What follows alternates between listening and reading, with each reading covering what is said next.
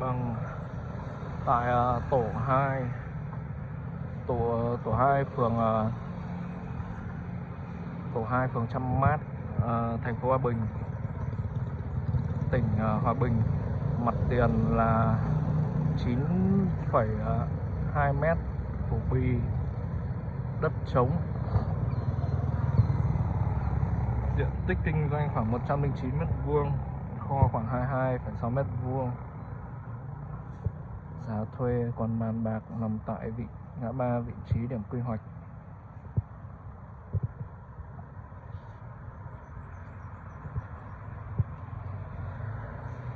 Phía này là đi Kinh Bôi.